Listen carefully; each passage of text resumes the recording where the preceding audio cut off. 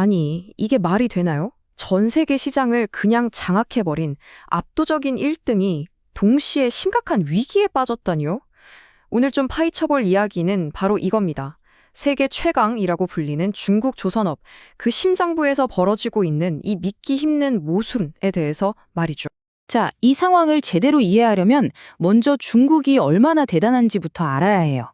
지금 보시는 이 그래프, 이게 현실입니다. 2024년 기준으로 전 세계 선박 수주 시장에 무려 71%를 중국 혼자 다 가져갔습니다. 이건 뭐 경쟁이라고 할 수도 없죠. 그냥 시장 자체를 삼켜버린 수준이에요. 그런데 말이죠. 바로 여기서 이야기가 180도 뒤집힙니다. 2028년까지 일감이 꽉 차서 행복한 비명을 지르던 이 거대 산업이 불과 1년 만에, 그러니까 2025년에 갑자기 신규 수주가 60%나 그냥 훅 사라져버린 거예요. 아니 도대체 어떻게 이런 일이 벌어질 수 있었을까요? 네, 바로 이겁니다. 이게 오늘 우리가 풀어야 할 가장 큰 미스터리죠. 어떻게 세계 최강의 조선 강국이 이런 말도 안 되는 퍼펙트 스톰에 휘말리게 됐을까요?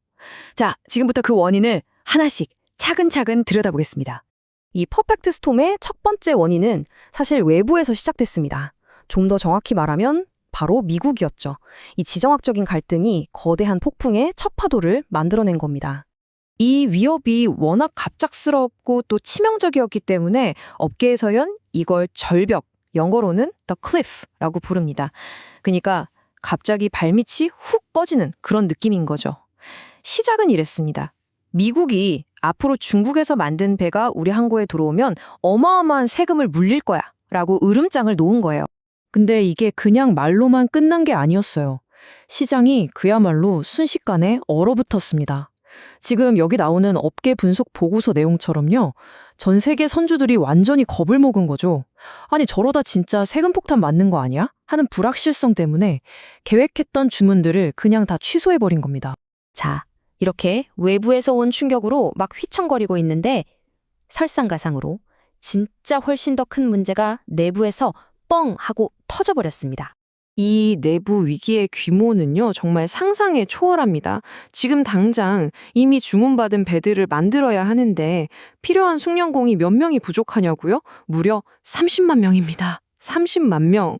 이건 뭐 웬만한 중소도시 하나가 통째로 사라진 거나 마찬가지인 엄청난 인력 공백이죠. 그러니까 지금 중국 조선업이 딱 이런 딜레마에 빠진 겁니다. 정말 진퇴양난이죠. 자국 젊은이들은 3D 업종이라고 하죠. 더럽고 위험하고 힘든 일은 안 하려고 해요.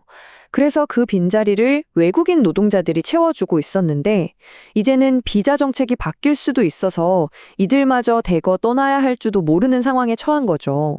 바로 이 지점에서 한때는 자랑거리이자 강점이었던 그 막대한 수주 잔고가 이제는 오히려 발목을 잡는 위험한 함정이 되어버린 겁니다.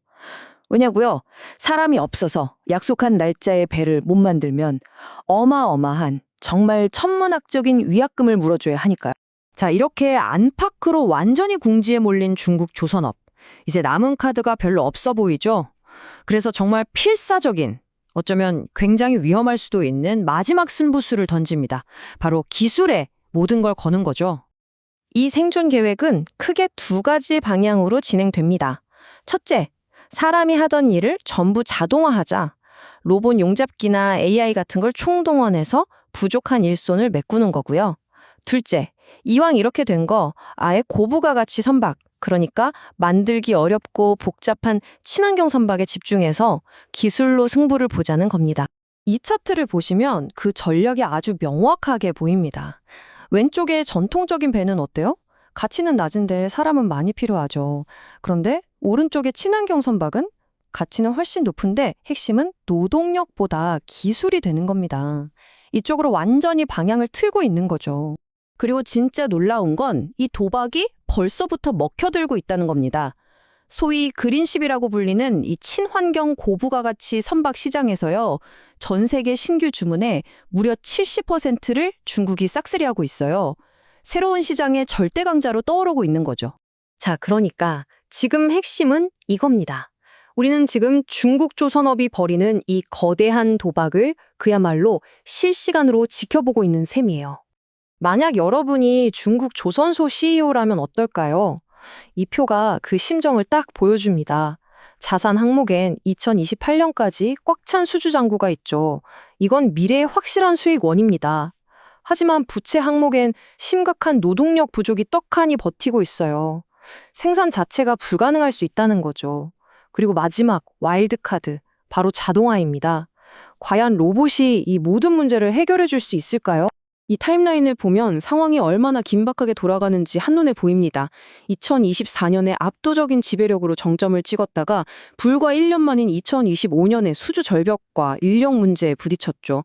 그리고 이제 2028년까지 남은 이 시간 동안 자동화에 성공해서 약속된 배들을 모두 만들어내야만 하는 정말 피말리는 시간과의 싸움이 시작된 겁니다.